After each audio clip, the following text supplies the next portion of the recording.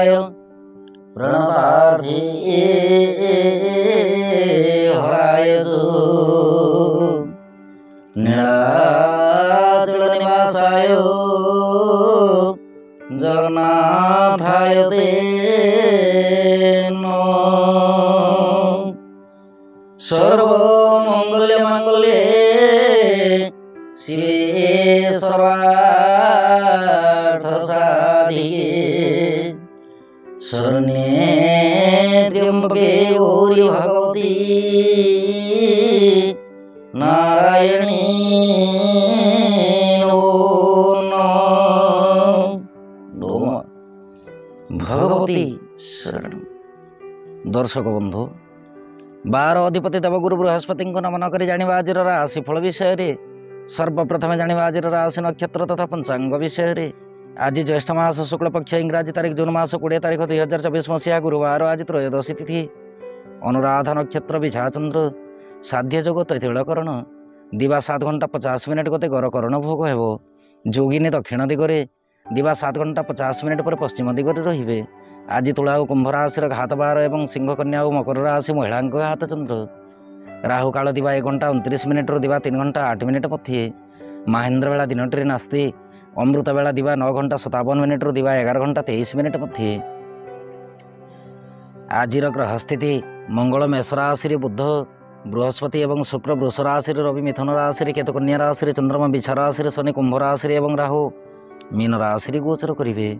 दर्शक बंधु राशिफल जाना आगुरी जाना आज दिव्य चिंतन विषय। दिव्य चिंतन अच्छे जन दर्शक बंधु प्रश्न। दर्शक बंधु जनक प्रश्न रखिंट जन्म जातक अष्टम शनि शुभदायक ना अशुभदायक यही विषय वस्तु नहीं कि आलोचना करेंगे। दर्शक बंधु अष्टमस्थ शनि पूर्ण परमायुदायक बोलिकी केतेक शास्त्र लिखित प्रमाण अच्छे किंतु वैदिक शास्त्र रीतिनीति अनुसार ज्योतिष रत्नावली ग्रंथ कहे जन्मजातक जदि शनि अष्टम रही था जन्मजातक सदा सर्वदा प्रवास बास करें।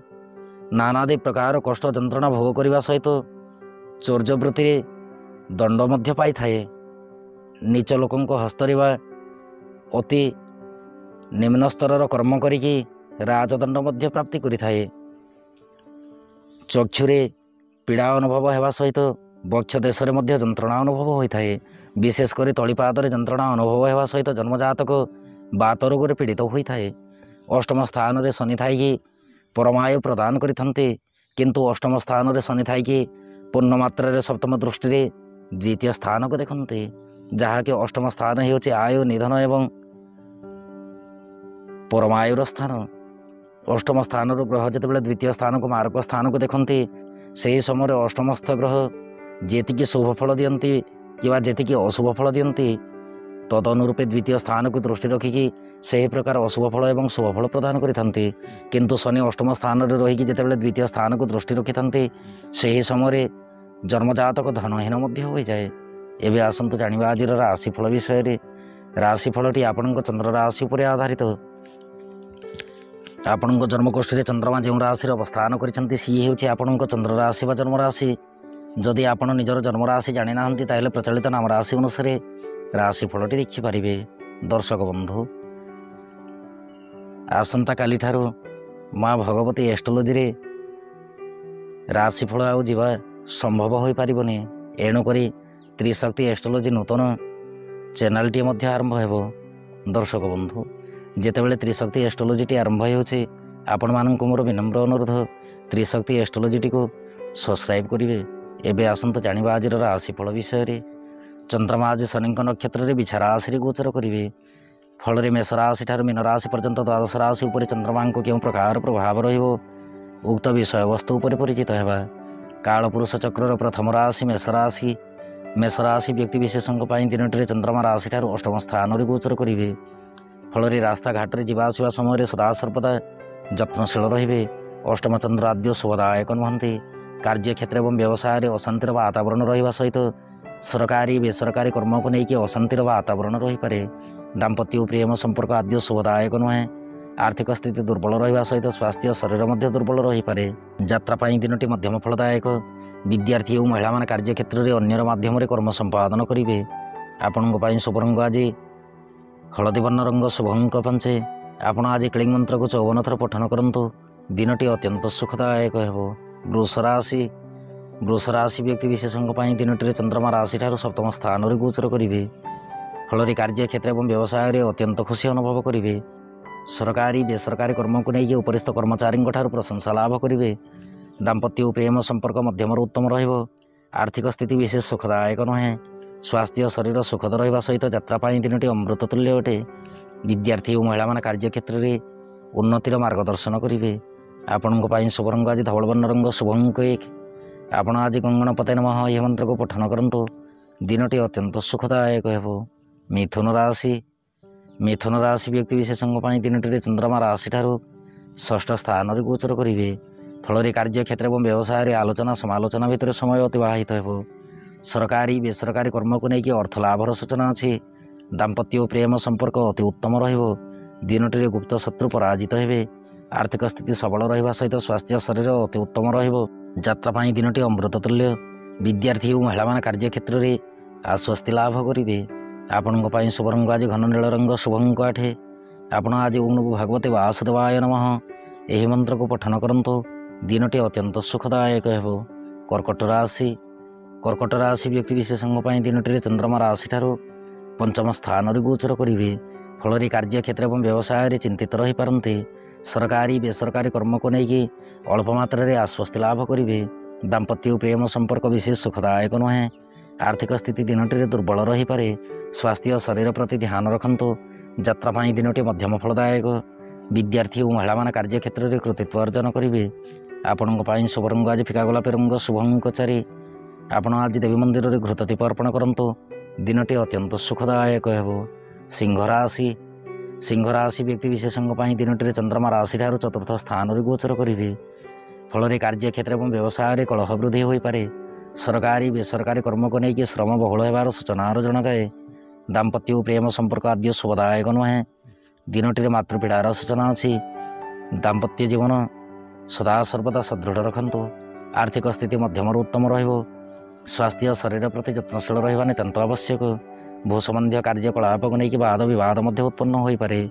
ଯାତ୍ରା ପାଇଁ ଦିନଟି ବିଶେଷ ସୁଖଦାୟକ ନୁହେଁ। ବିଦ୍ୟାର୍ଥୀ ଓ ମହିଳାମାନେ କାର୍ଯ୍ୟକ୍ଷେତ୍ରରେ ବିରକ୍ତି ଭାବନା ପ୍ରକାଶ କରିବେ। ଆପଣଙ୍କ ପାଇଁ ଶୁଭ ରଙ୍ଗ ଆଜି ରକ୍ତବର୍ଣ୍ଣ ରଙ୍ଗ ଶୁଭଙ୍କ 2। ଆପଣ ଆଜି ଶିବ ପଞ୍ଚାକ୍ଷର ମନ୍ତ୍ର ପଠନ କରନ୍ତୁ। ଦିନଟି ଅତ୍ୟନ୍ତ ସୁଖଦାୟକ ହେବ। କନ୍ୟା ରାଶି। କନ୍ୟା ରାଶି ବ୍ୟକ୍ତି ବିଶେଷଙ୍କ ପାଇଁ ଦିନଟିରେ ଚନ୍ଦ୍ରମା ରାଶିଠାରୁ ତୃତୀୟ ସ୍ଥାନରେ ଗୋଚର କରିବେ। ଫଳରେ କାର୍ଯ୍ୟକ୍ଷେତ୍ର ଏବଂ ବ୍ୟବସାୟରେ ଅର୍ଥ ଲାଭର ସୂଚନା ପରିଲକ୍ଷିତ ହୁଏ। ସରକାରୀ ବେସରକାରୀ କର୍ମକୁ ନେଇକି ଦକ୍ଷତାପୂର୍ଣ୍ଣ ଭାବେ କର୍ମ ସମ୍ପାଦନ ହେବ। ଦାମ୍ପତ୍ୟ ଓ ପ୍ରେମ ସମ୍ପର୍କ ମାଧୁର୍ଯ୍ୟ ଭରା ଅଟେ। ଆର୍ଥିକ ସ୍ଥିତି ସବଳ ରହିବା ସହିତ ସ୍ୱାସ୍ଥ୍ୟ ଶରୀର ସୁଖଦ ରହିବ। ଯାତ୍ରା ପାଇଁ ଦିନଟି ଆପଣଙ୍କ ପକ୍ଷରେ ଯିବ। ବିଦ୍ୟାର୍ଥୀ ଓ ମହିଳାମାନେ କାର୍ଯ୍ୟକ୍ଷେତ୍ରରେ ପ୍ରଶଂସାର ପାତ୍ର ହେବେ। ଆପଣଙ୍କ ପାଇଁ ଶୁଭ ରଙ୍ଗ ଆଜି ସବୁଜ ବର୍ଣ୍ଣ ରଙ୍ଗ ଶୁଭଙ୍କ 7। ଆପଣ ଆଜି କ୍ଲିଂ ମନ୍ତ୍ରକୁ 54 ଥର ପଠନ କରନ୍ତୁ। ଦିନଟି ଅତ୍ୟନ୍ତ ସୁଖଦାୟକ ହେବ। ତୁଳା ରାଶି। ତୁଳା ରାଶି ବ୍ୟକ୍ତି ବିଶେଷଙ୍କ ପାଇଁ ଦିନଟିରେ ଚନ୍ଦ୍ରମା ରାଶିଠାରୁ ଦ୍ୱିତୀୟ ସ୍ଥାନରେ ଗୋଚର କରିବେ। ଫଳରେ କାର୍ଯ୍ୟକ୍ଷେତ୍ର ଏବଂ ବ୍ୟବସାୟରେ ଆଶାତୀତ ଅବସ୍ଥାରେ ଦୀର୍ଘ ସମୟ ଅତିବାହିତ ହେବ। ସରକାରୀ ବେସରକାରୀ କର୍ମକୁ ନେଇକି ପ୍ରତିବନ୍ଧକ ଭାବନା ଜାତ ହୋଇପାରେ। ଦାମ୍ପତ୍ୟ ଓ ପ୍ରେମ ସମ୍ପର୍କ ଆଦ୍ୟ ଶୁଭଦାୟକ ନୁହେଁ। ଦିନଟିରେ ବାକ୍ଶୁଦ୍ଧି ନିତାନ୍ତ ଦରକାର। ଆର୍ଥିକ ସ୍ଥିତି ଦୁର୍ବଳ ରହିବା ସହିତ ସ୍ୱାସ୍ଥ୍ୟ ଶରୀର ମଧ୍ୟ ଦୁର୍ବଳ ରହିପାରେ। ଯାତ୍ରା ପାଇଁ ଦିନଟି ଆଦ୍ୟ ଶୁଭଦାୟକ ନୁହେଁ। ବିଦ୍ୟାର୍ଥୀ ଓ ମହିଳାମାନେ କାର୍ଯ୍ୟକ୍ଷେତ୍ରରେ ଦୀର୍ଘ ସମୟ ଅପେକ୍ଷାରତ ରହିବେ। ଆପଣଙ୍କ ପାଇଁ ଶୁଭ ରଙ୍ଗ ଆଜି ଧବଳ ବର୍ଣ୍ଣ ରଙ୍ଗ ଶୁଭଙ୍କ 2। ଆପଣ ଆଜି ପିତାମାତାଙ୍କଠାରୁ ଆଶୀର୍ବାଦ ଗ୍ରହଣ କରନ୍ତୁ। ଦିନଟି ଅମୃତ ତୁଲ୍ୟ ହେବ। ବିଛା ରାଶି। ବିଛା ରାଶି ବ୍ୟକ୍ତି ବିଶେଷଙ୍କ ପାଇଁ ଦିନଟିରେ ଚନ୍ଦ୍ରମା ରାଶିରେ ଗୋଚର କରିବେ। ଫଳରେ କାର୍ଯ୍ୟକ୍ଷେତ୍ର ଏବଂ ବ୍ୟବସାୟରେ ନୂତନ ଆୟ ସ୍ଥିତି ସବଳ ରହିବ। ସରକାରୀ ବେସରକାରୀ କର୍ମକୁ ନେଇକି ଆଶାତୀତ ଫଳ ପ୍ରାପ୍ତି କରିବେ। ଦାମ୍ପତ୍ୟ ଓ ପ୍ରେମ ସମ୍ପର୍କ ଅତି ଉତ୍ତମ ଅଟେ। ଆର୍ଥିକ ସ୍ଥିତି ସବଳ ରହିବା ସହିତ ସ୍ୱାସ୍ଥ୍ୟ ଶରୀର ଅତି ଉତ୍ତମ ରହିବ। ଯାତ୍ରା ପାଇଁ ଦିନଟି ଆପଣଙ୍କ ପକ୍ଷରେ ଯିବ। ବିଦ୍ୟାର୍ଥୀ ଓ ମହିଳାମାନେ କାର୍ଯ୍ୟକ୍ଷେତ୍ରରେ କୃତିତ୍ୱ ଅର୍ଜନ କରିବେ। ଆପଣଙ୍କ ପାଇଁ ଶୁଭ ରଙ୍ଗ ଆଜି କେଶର ବର୍ଣ୍ଣ ରଙ୍ଗ ଶୁଭଙ୍କ 8। ଆପଣ ଆଜି ଜଗନ୍ନାଥଙ୍କୁ ତୁଳସୀ ଅର୍ପଣ କରନ୍ତୁ। ଦିନଟି ଅମୃତ ତୁଲ୍ୟ ହେବ। ଧନୁରାଶି। ଧନୁରାଶି ବ୍ୟକ୍ତି ବିଶେଷଙ୍କ ପାଇଁ ଦିନଟିରେ ଚନ୍ଦ୍ରମା ରାଶିଠାରୁ ଦ୍ୱାଦଶ ସ୍ଥାନରେ ଗୋଚର କରିବେ। ଫଳରେ କାର୍ଯ୍ୟକ୍ଷେତ୍ର ଏବଂ ବ୍ୟବସାୟରେ ସୁଖ ସମ୍ମାନ ପ୍ରାପ୍ତି ହେବ। ସରକାରୀ ବେସରକାରୀ କର୍ମକୁ ନେଇକି ଅଳ୍ପ ପରିମାଣରେ ଲାଭର ସୂଚନା ଅଛି।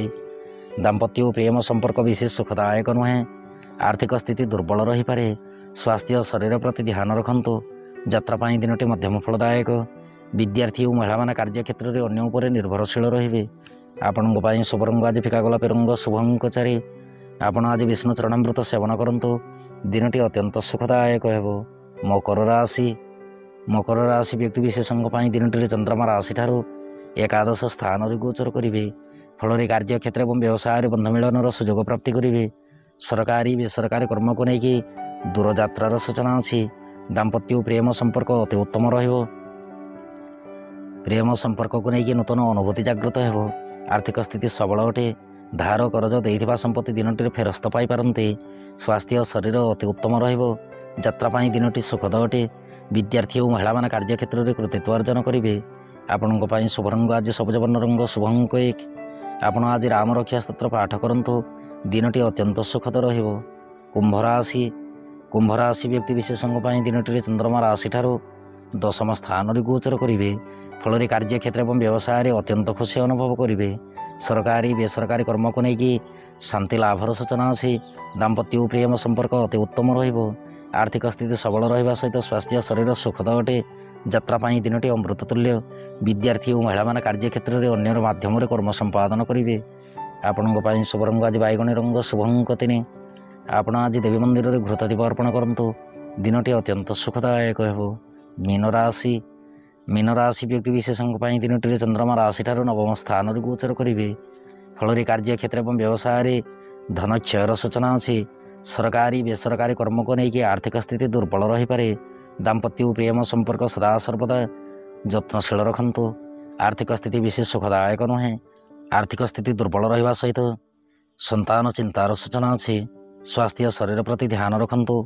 दिनटी वाक्शुद्धि नितांत दरकार। यात्रा पाई दिनटी विशेष सुखदायक नुहे। विद्यार्थी और महिला माने कार्य क्षेत्र में कृतित्व अर्जन करिवे। आपणक ପାଇଁ शुभ रंग आज केसर वर्ण रंग शुभ अंक 8। आपण आज गायत्री मंत्र को उच्चारण करंतु दिनटी अमृत तुल्य हेबो। दर्शक बंधु ये थिला मेष राशि ठारू मीन राशि पर्यंत द्वादश राशि राशिफल एवं आजिर दिव्य चिंतन। एवं अनुमति दियंतु। नौमा भगवती शरण।